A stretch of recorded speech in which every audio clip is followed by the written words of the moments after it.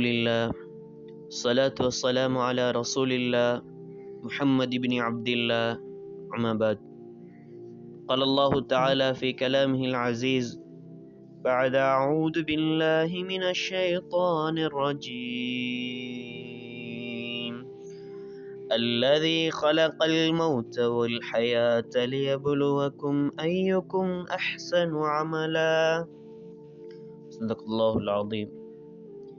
விண்ணையும் மண்ணையும் படைத்து பறக்கின்ற பறவைக்கு பசிக்கின்ற போது ருசிக்கின்ற உணவை புசிக்க வைத்து அதை ரசித்து கொண்டிருக்கும் மேகவல்லோனாம் இறையோனை போற்றுகிறேன், புகழ்கிறேன். அல்ஹம்துலில்லாஹ். எம்மார்க்கத்துக்கு எழுதி தூதராக அனுப்பப்பட்ட நபிகள் நாயகம் ஸல்லல்லாஹு அலைஹி வஸல்லம் அன்னார்கள் மீதும் அன்னாரை துயர்ந்த தொடர்ந்த தம சஹாபாக்கள், தாபிஈன்கள், தபு தாபிஈன்கள் மறுமை வரை இந்த தூய மார்க்கத்தில் வாழ்ந்து இன்ஷா அல்லாஹ் வாழ இருக்கின்ற அனைத்து முஃமினான முஸ்லிமான ஆண்கள் பெண்கள் இருப்பார்கள் மீதும் அல்லாஹ்வின் சாந்தியும் சமாதானமும் என்றென்றும் நிலவட்டுமாக. முதற்கண் ஆரம்பமாக இஸ்லாத்தின் காணிக்கையான சலாத்தை ஏற்றி வைப்பதிலே பெரும் மகிழ்ச்சி அடைகிறேன். அஸ்ஸலாமு அலைக்கும் வரஹ்மத்துல்லாஹி வபரகாத்துஹ். இன்று நம்ம உலகம் மிகவும் வேகமாக மாறிக்கொண்டிருக்கின்ற காலம். இந்த காலத்திலே புதிய தொழில்நுட்பங்கள், சமூக வலைத்தளங்கள், போட்டி, மன அழுத்தம் எல்லாமே சேர்ந்து இன்று இது வாலிபர்களை, இந்த இளைஞர்களை குழப்பத்துக்கு தள்ளி கொண்டிருக்கின்ற ஒரு காலம். இந்த காலத்திலே ஒரு பக்கம் சக்சஸ் அப்படின்ற இடத்தை நோக்கி சில இளைஞர்கள் ஓடக்கூடிய ஒரு காலம், மற்றும் ஒரு பக்கம் அவர்களே மன அமைதியையும் தேடிக்கொண்டிருக்கக்கூடிய ஒரு காலம். ஆனால் இஸ்லாம் சொல்கிறது, வெற்றி மட்டும் முக்கியமில்லை, அமைதிதான் உண்மையான வெற்றி என்பதாக இஸ்லாம் பேசிக்கொண்டிருக்கின்றது. இன்று நாம் பார்க்க போற விஷயம் என்ன அப்படின்னு பார்த்தா, இளைஞர்கள் இன்று சந்திக்கின்ற முக்கியமான சவால்கள் என்ன, அந்த சவால்களுக்கு இஸ்லாம் தரும் அழகான தீர்வுகள் என்ன என்பதை பற்றித்தான் நாம் இன்று அலசி ஆராய இருக்கிறோம். இன்றைய இளைஞர்களின் உண்மை நிலை என்ன என்று பார்ப்போமானால், பலவிதமாக இன்று உருமாறி செயற்படுகின்றதை நாங்கள் கண்ணூடாக பார்த்து கொண்டுதான் இருக்கிறோம். இன்றைய இளைஞர்கள் அதிகமாக கல்வி படிக்கிறார்கள், ஆனால் மன அமைதி அவர்களிடம் இல்லாமல் இருக்கின்றது. காரணம், அவர்களிடம் இந்த மார்க்கம் இல்லை, இந்த மார்க்கத்தினுடைய முக்கியமான தூணான எந்த செயல்பாடுகளும் அவர்களிடம் இல்லை. இதுதான் அவர்களுடைய மன அமைதிக்கான மிகப்பெரிய திறவுகோல். அவர்கள் அதனை செய்ய மறந்திருக்கிறார்கள், தெரிந்தும் தெரியாதவர்களைப் போல் இருக்கிறார்கள். இதுதான் அவர்களுடைய மன அமைதியின்மைக்கு மிக பெரும் காரணியாக இருந்து கொண்டிருக்கின்றது. அதிகமாக பணம் சம்பாதிக்கிறார்கள், ஆனால் மன நிம்மதி எங்கே என்பதை தேடிக்கொண்டிருக்கிறார்கள். பகல் வேலை, இரவு வேலை என்று இப்படி எந்த நேரத்திலும் போனை அடிக்கடி பார்த்து கொண்டு நோட்டிஃபிகேஷன்ஸும், லைக்ஸு, கமெண்ட்ஸ் இதையே பார்த்து கொண்டு அவர்கள் சந்தோஷம் என்று நினைக்கிறார்கள். ஆனால் அதில் இல்லை உண்மையான சந்தோஷம் என்பதை அவர்கள் தெரிந்தும் தெரியாதவர்களைப் போல் மறந்த நிலையில் வாழ்ந்து கொண்டிருக்கின்றார்கள். ஆனால் இதுதான் நம் மனதை அழிக்கிற ஒரு காரணமாகவும் இருக்கிறது. எது? நோட்டிஃபிகேஷன்ஸ், லைக், கமெண்ட்ஸ் எல்லாமே உங்களுடைய மனதில் இருக்கக்கூடிய இந்த அமைதியை அழிக்கக்கூடிய காரணியாகவும் அது இருக்கிறது. எப்படி? டோபமைன் கிரியேஷன் அதன் மூலமாக நிறைவேற்றப்படுகிறது உடனுக்குடனே. உண்மையான அமைதியை நாங்கள் எதுவென்று கூட தெரியாமல் அதில் மூழ்கி இருக்கிறோம். இதுதான் காரணம்.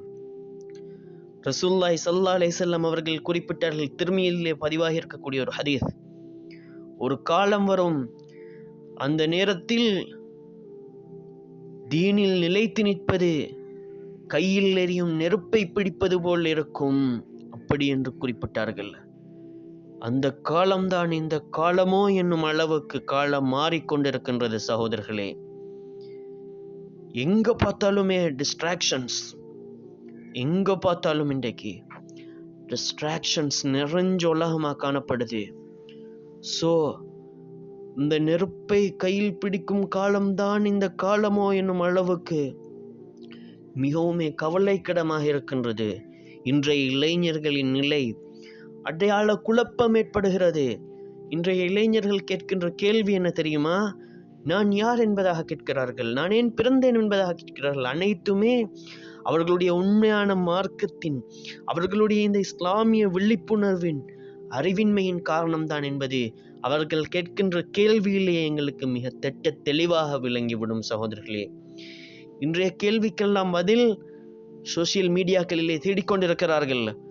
அவர்கள் தேடுகின்ற விடயம் அவர்களுக்கு கிடைக்க போகும் பட்சத்திலே அவர்கள் அல்காரிதம் மேனிபுலேஷன் மூலமாக அனைத்திலிருந்துமே அவர்கள் இதுவரைக்கும் பார்த்த விடயங்கள் அவர்களுக்கு டிஸ்ட்ராக்ஷனாக அந்த இடத்திலே வந்து அமைந்து விடுகின்றது. அதன் மூலமாக அவர்கள் அதிலிருந்து டிஸ்ட்ராக்ட் ஆகி விடுகிறார்கள். இதுதான் இன்றைய உண்மையான நிலையாக இருந்து கொண்டிருக்கின்றது.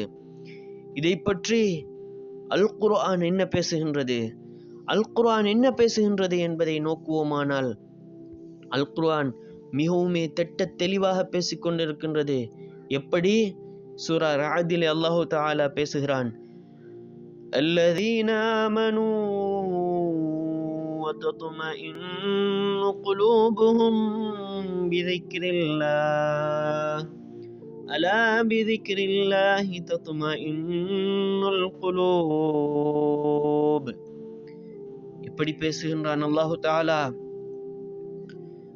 அல்லாஹ்வை நீங்கள் அதிகம் ஞாபகமூட்டுங்கள். அல்லாஹ்வை நினைவு கூறுவதால் தான் இந்த இதயங்கள் அமைதி பெறுகின்றன என்பதாக அல்லாஹு தஆலா பேசுகின்றான். அதிகம் அல்லாஹ்வை ஞாபகம் கூற வேண்டும். அப்படியானால் தான் அல்லாஹு தஆலாவை அதிகம் ஞாபகம் கூறுவதன் மூலமாகத்தான் எங்களுடைய இதயம் அமைதி அடைகின்றது. இதை எப்படி சொல்லலாம்? சுப்ஹானல்லாஹ். ஒரு சுப்ஹானல்லாஹ் சொல்வதனால் சொர்க்கத்திலே ஒரு மரம் நட்டப்படுகிறது. இது அனைவருக்குமே தெரிந்தது. எனவே நாங்கள் அதிகம் அல்லாஹ்வை ஞாபகமூட்ட வேண்டும்.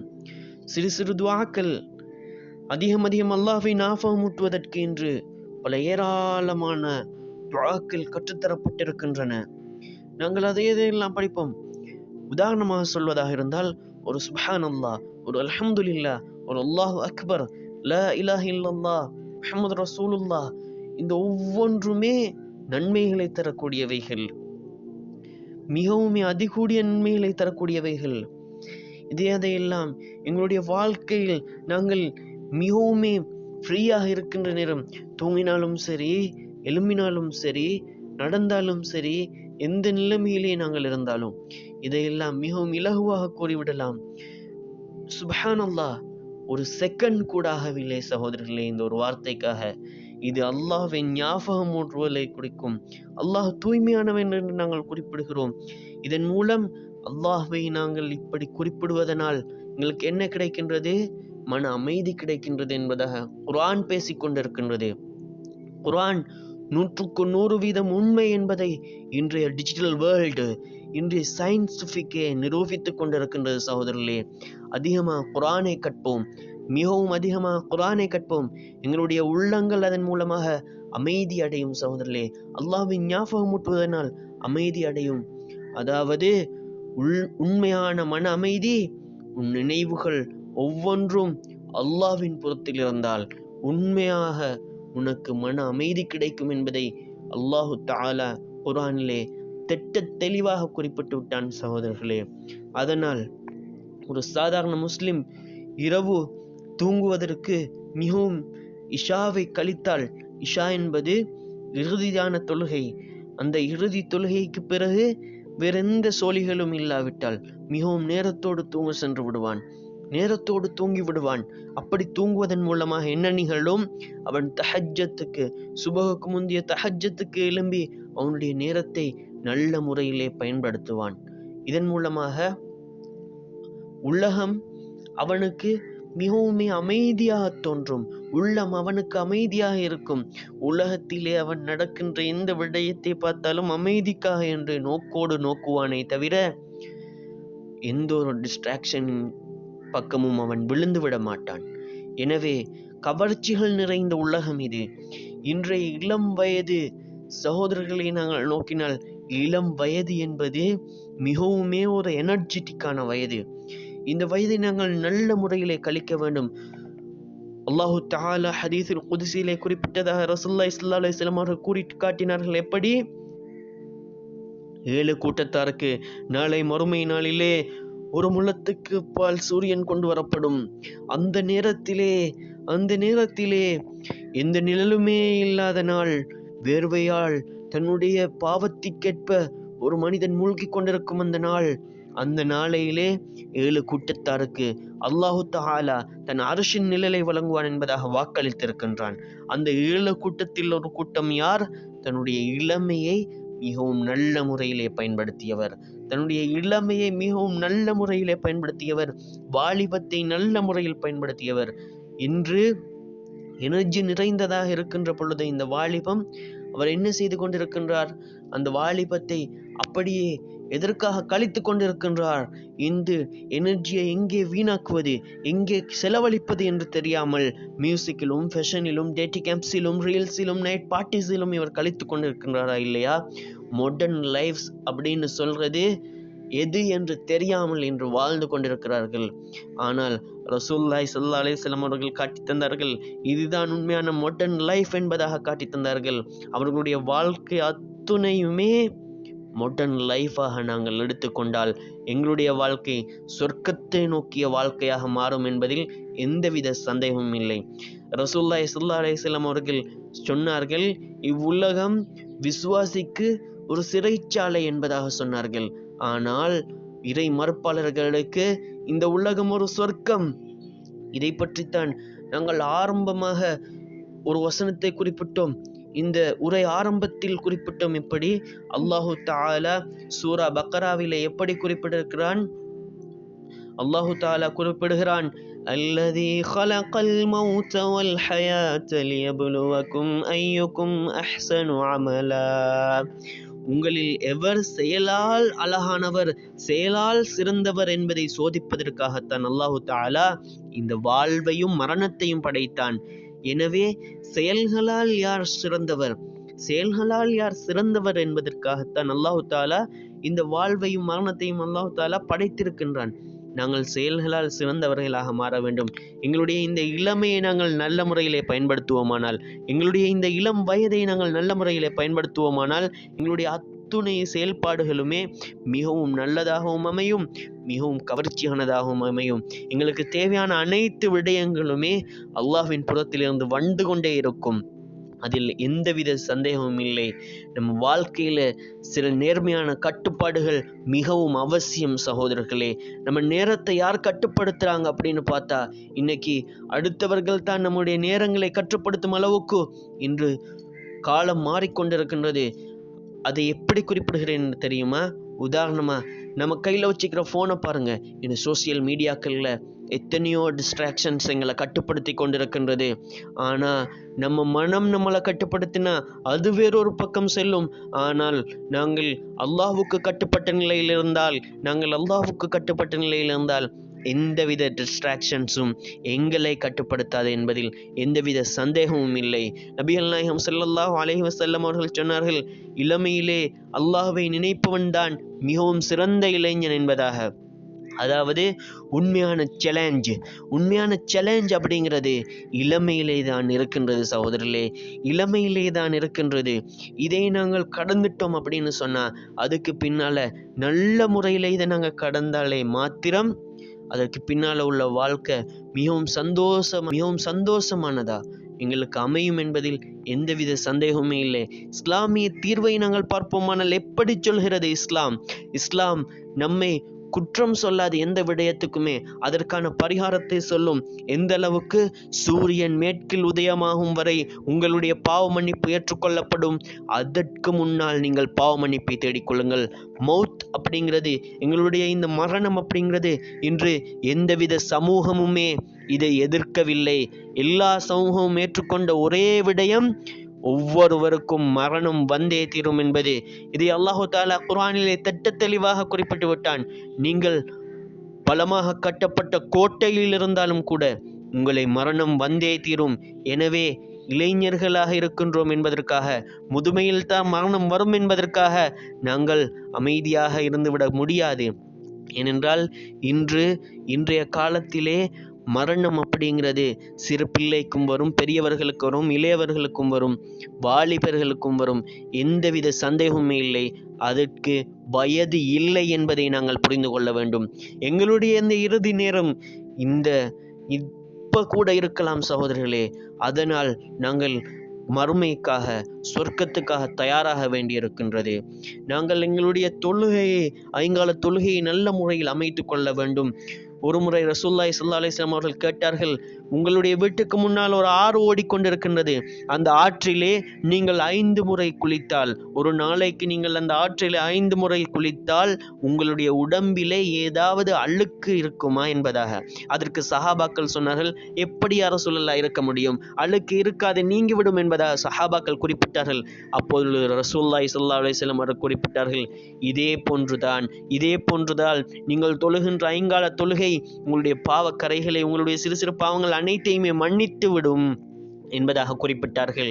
நாங்கள் வுது செய்கின்ற பொழுது எங்களுடைய ஒவ்வொரு உறுப்புகளிலிருந்தும் பாவங்கள் மன்னிக்கப்படுகின்றது. அதற்கு பின்னால் நாங்கள் தொழுகின்ற பொழுது லுஹரிலிருந்து அசர், அசரிலிருந்து மகரிப், மகரிபிலிருந்து இஷா, இஷாவிலிருந்து சுபஹ், இப்படி ஒவ்வொரு தொழுகைக்குமே அதன் இடையில் செய்யப்பட்ட சிறிய பாவங்கள் அனைத்துமே மன்னிக்கப்பட்டு விடுகின்றது சகோதரர்களே. எனவே நாங்கள் அல்லாஹுக்காக இந்த ஐங்கால தொழுகைகளை நேரத்துக்கு நிறைவேற்ற வேண்டும். ஏனென்றால் ரசூலுல்லாஹி ஸல்லல்லாஹு அலைஹி வஸல்லம் அவர்கள் குறிப்பிட்டார்கள், தொழுகையை பற்றி குறிப்பிடும் போது எப்படி தொழுகையை அதனுடைய நேரத்துக்கு நிறைவேற்றுவதுதான் மிகவுமே நல்லது என்பதாக. எனவே தொழுகையை அதனுடைய நேரத்துக்கு நாங்கள் நிறைவேற்ற வேண்டும், குறிப்பிட்ட நேரத்துக்கு நாங்கள் நிறைவேற்ற வேண்டும். அடுத்த விடயம், நாங்கள் இந்த சோசியல் மீடியாக்களிலிருந்து கொஞ்ச நேரம் நாங்கள் விலகி இருக்க பார்க்கணும். அல் குர்ஆனை எடுத்து ஓதணும், அல்லாஹ்வினுடைய பேச்சு, அதை நாங்கள் படிக்கணும். அதன் மூலமாக வாழ்க்கையே எங்களுக்கு சொர்க்கம் நோக்கியதாக மாறும். அதன் மூலமாக மன அமைதி கிடைக்கும். இந்த இளம் வயது மிகவும் அமைதியான மன மூலம் வாழ முடியும் என்பதை எந்தவித சந்தேகமுமே இல்லை. எனவே கொஞ்ச நேரம், ஒரு நாளைக்கு மினிமம் ஒரு 10 வசனங்களாவது நாங்கள் படித்து அதை ஓதி வாழ வேண்டும் சகோதரர்களே. இதுதான் உண்மையான மன அமைதிக்கு வேற லெவல் ஆப்ஷனாக இருக்கும் சகோதரர்களே, மறந்து விடாதீர்கள். அடுத்து, நல்ல நண்பர்களை நாங்கள் தேர்வு செய்து கொள்ள வேண்டும். ஒருவன் தனது நண்பனின் மதத்தை பின்பற்றுவான் என்பதாக அபூதாவுதிலே ஒரு ஹதீஸ் பதிவாக இருக்கிறது. எனவே நாங்கள் நல்ல நண்பர்களை தேர்ந்தெடுத்து கொள்ள வேண்டும். நாங்கள் நல்ல நண்பர்களை தேர்ந்தெடுப்பதன் மூலமாக என்ன செய்யலாம், எங்களுடைய ஈருலக வாழ்க்கைக்கும் வெற்றியை நாங்கள் பெற்றுக்கொள்ளலாம். உன் நண்பர்கள் உன்னை சொர்க்கத்துக்கோ அல்லது நரகத்துக்கோ அழைத்து செல்வார்கள் என்பதில் எந்தவித சந்தேகமே இல்லை. எனவே நல்ல நண்பர்களை தேர்ந்தெடுத்து கொள்ள வேண்டும். உண்மையான நல்ல நண்பர்களை, சொர்க்கத்துக்கு அழைத்து செல்லக்கூடிய நண்பர்களை தேர்ந்தெடுத்து கொள்ள வேண்டும் சகோதரர்களே. அடுத்த விடயம், அறிவை தேட வேண்டும். இந்த தீனை பற்றி, இந்த தீன் எப்படி இருக்கின்றது, இதை பற்றி நன்றாக படிக்க வேண்டும். இப்படிப்பட்ட நல்ல நல்ல விடயங்களை மற்றவர்களுக்கும் தெரியப்படுத்த வேண்டும். ஏனென்றால் ஒரு நல்ல விடயத்தை மற்றவர்களுக்கு நாங்கள் தெரியப்படுத்தி அதன் மூலமாக அவர் அமல் செய்வாரானால், அதை அவர் செயல்படுத்துவாரானால், அதிலிருந்து அவருக்கு, அதை செயல்படுத்த வைத்தவருக்கு, அதாவது அதை சொல்லிக் கொடுத்தவருக்கும் அதன் மூலமாக நன்மை உண்டு என்பதை நாங்கள் புரிந்து கொள்ள வேண்டும். இவைகள் தான் உண்மையான மோட்டிவேஷன். எது? அல் குர்ஆன், ஹதீஸ், இஸ்லாமிய வீடியோக்கள், இவைகள் தான் உண்மையான மோட்டிவேஷன்ஸ் என்பதை நாங்கள் புரிந்து கொள்ள வேண்டும். துஆ மற்றும் பொறுமை, நாங்கள் அதிகம் அல்லாஹ்விடத்திலே துஆ செய்ய வேண்டும், பொறுமையாக இருக்க வேண்டும். எதற்கு? அல்லாஹ் அனைத்தையுமே நிறைவேற்றுவான். அல்லாஹு தஆலா எப்படி குறிப்பிடுகிறான்? யா அய்யுஹல்லதீன ஆமனு இஸ்தஈனு பிஸ்ஸப்ரி வஸ்ஸலாஹ். எப்படி? அல்லாஹ்விடத்திலே தொழுகையை கொண்டும் பொறுமையை கொண்டும் உதவி தேடுங்கள் என்பதாக அல்லாஹு தஆலா குறிப்பிட்டிருக்கின்றான் இல்லையா? இதை நாங்கள் பயன்படுத்தி கொள்ள வேண்டும். அல்லாஹ்விடம் அதிகம் நாங்கள் துஆ செய்ய வேண்டும், பொறுமையுடன் இருக்க வேண்டும். அல்லாஹு தஆலா ஒரு இடத்திலே குறிப்பிடுகிறான், அல் குர்ஆனிலே 2வது அத்தியாயத்தின் 152வது வசனத்தில் அல்லாஹு தஆலா எப்படி தெரியுமா குறிப்பிடுகிறான்? فاذكروني أذكركم واشكروا لي ولا تكفرون. ஆகவே என்னை நீங்கள் நினைவு கூறுங்கள், நானும் உங்களை நினைவு கூறுவேன் என்பதாக குறிப்பிட்டு விட்டு அல்லாஹ் தஆலா சொல்கிறான், இன்னும் நீங்கள் எனக்கு நன்றி செலுத்துங்கள், எனக்கு மாறு செய்யாதீர்கள் என்பதாக குறிப்பிடுகின்றான். எனவே நாங்கள் அல்லாஹ்வை அதிகம் நினைவு கூற வேண்டும். நாங்கள் அல்லாஹ்வை நினைவு கூர்ந்தால் அல்லாஹ் எம்மை நினைவு கூறுவான் என்பதை நாங்கள் மறந்துவிடக்கூடாது சகோதரர்களே. உண்மையான உதாரணம் ஒன்று நான் குர்ஆனிலிருந்து உங்களுக்கு தெரியப்படுத்துகிறேன், பாருங்கள். இது யூசுப் அலைஹிஸ்ஸலாம் அவர்களின் சம்பவம். குர்ஆனிலே யூசுப் அலைஹிஸ்ஸலாம் அவர்களின் சம்பவம் நீங்கள் உங்களுடைய குர்ஆனை எடுத்து படித்து பாருங்கள். எப்படி 12வது அத்தியாயம் பேசுகின்றது, எப்படி அதிலே வரக்கூடிய ஒரு சம்பவம் தான். முழுமையாக சொல்ல நேரமில்லாதன் காரணத்தினால் சுருக்கமாக சொல்கிறேன், குறிப்பிட்ட இடத்தை மட்டும் சொல்கிறேன். எப்படி ஒரு பெண் அந்த அரசனுடைய மனைவி அவருடைய விருப்பத்துக்கு இணங்குமாறு அழைத்தால் அப்போது யூசுப் அலைஹிஸ்ஸலாம் அவர்கள் கூறிய வார்த்தை என்ன தெரியுமா? قال معاذ الله. அவர் கூறியது معاذ الله. எப்படி குறிப்பிட்டார்? அந்த ஒரு வார்த்தை, அல்லாஹ் தீய செயலிலிருந்து என்னை காத்தருள்வானாக, அல்லாஹ் என்னை பாதுகாப்பானாக. யூசுப் அலைஹிஸ்ஸலாம் அவர்கள் யார்? உலகத்திலே மிகவும் அழகானவர் என்றால் அல்லாஹு தஆலா அவ்வளவு அழகை கொடுத்திருந்தார். அழகுக்கெல்லாம் அழகு, அதிகாரம் அனைத்துமே அவருக்கு இருந்தது. இதுதான் யூசுப் அலைஹிஸ்ஸலாம். அழகு நிறைந்தவர், மிகவும் அழகானவர். அவர் குறிப்பிட்டது அல்லாஹ்வின் பயத்தின் காரணமாக. அவர் குறிப்பிட்டது எப்படி? அல்லாஹ் என்னை தீய செயலிலிருந்து பாதுகாப்பானாக என்று சொன்னார். அல்லாஹ்வை பயப்படுகிறேன் என்று சொன்னார். அல்லாஹ் அவரை சிறையிலிருந்து அரண்மனைக்கு உயர்த்தினான். இதுதான் சகோதரர்களே உண்மையான ஈமான் என்பது. இதுதான் உண்மையான வாலிபத்தை நல்ல முறையில் பயன்படுத்துவது என்பது. எங்களுக்கு சிலர்கள் நல்லவர்களாக இருப்பார்கள் எதுவரை? சந்தர்ப்பம் கிடைக்காத வரை. சந்தர்ப்பம் கிடைக்கும் வரை அவர்கள் நல்லவர்கள்தான். சந்தர்ப்பம் கிடைத்து விட்டால் அவர்கள் மாறிவிடுவார்கள். ஆனால் இவர்கள் சந்தர்ப்பம் கிடைத்தும் யூசுப் அலைஹிஸ்ஸலாம் அவர்கள் மாறவில்லை. அவர்களுடைய இளமையை அல்லாஹுக்காக கழித்தார்கள். நீ அல்லாஹுக்காக ஒன்றை விட்டால் அல்லாஹ் உனக்கு அதைவிட பெரியதை தருவான் என்பதில் எந்தவித சந்தேகமே இல்லை. அல்லாஹுக்காக நீ இந்த இளமையை பயன்படுத்தினால் அல்லாஹு தஆலா ஜன்னத்தை உனக்கு, ஜன்னத்துல் ஃபிர்தௌஸை தருவதற்கும் அல்லாஹ் தயாராக இருக்கிறான். அல்லாஹு தஆலாவுக்காக நாங்கள் இளமையை கழிக்க கடமைப்பட்டிருக்கின்றோம் சகோதரர்களே. எனவே ஹராத்திலிருந்து விலகி ஹலாலை தேடுவோம். ஹலாலை நாங்கள் தேடுவதில் தான் எங்களுடைய மன அமைதி ஒளிந்திருக்கின்றது என்பது எந்தவித சந்தேகமுமே இல்லை. உங்கள் வாழ்க்கை இன்னும் முடியலை, உங்களோட வாழ்க்கை இன்னும் முடியலை அப்படிங்கிறத நீங்கள் மனசில் வச்சுக்கோங்க. உங்களுடைய வாழ்க்கை முடிவதற்கு முன்னால் அல்லாஹ்வின் பக்கம் திரும்புங்க. நீங்கள் எத்தனை தவறுகள் செய்திருந்தாலும் சரி, அல்லாஹ்வுக்காக ஒரு அடியை நீங்கள் எடுத்து வைத்தால் உங்களை நோக்கி 10 அடிகளை எடுத்து வைக்கிறான் என்பதில் எந்தவித சந்தேகமே கிடையாது. இஸ்லாம் உன்னை குற்றம் சொல்லாது, அது உன்னை அழைக்குது. எப்படி? நீ சொர்க்கத்துக்கு வா என்பதாக அழைக்குது. இதைக்குத்தான் இறுதி தூதராக வந்த நபிகள் நாயகம் ஸல்லல்லாஹு அலைஹி வஸல்லம் அவர்களுடைய வாழ்க்கையே வாழ்ந்து காட்டினார்கள். உண்மையாக நாங்கள் ஐங்கால தொழுகைகளை நிறைவேற்றுவது, குர்ஆனை ஓதுவது, நல்ல நண்பர்களை தேர்ந்தெடுப்பது, மனதை அல்லாஹுக்காக கட்டுப்படுத்துவது என்ற நல்ல செயல்களின் பக்கம் நாங்கள் சென்று அல்லாஹுக்காக எங்களுடைய இந்த இளமையை நாங்கள் பயன்படுத்தி இருளக வாழ்க்கையிலும் வெற்றி பெற அல்லாஹு தஆலா எம் அனைவருக்கும் தௌஃபீக் செய்வானாக.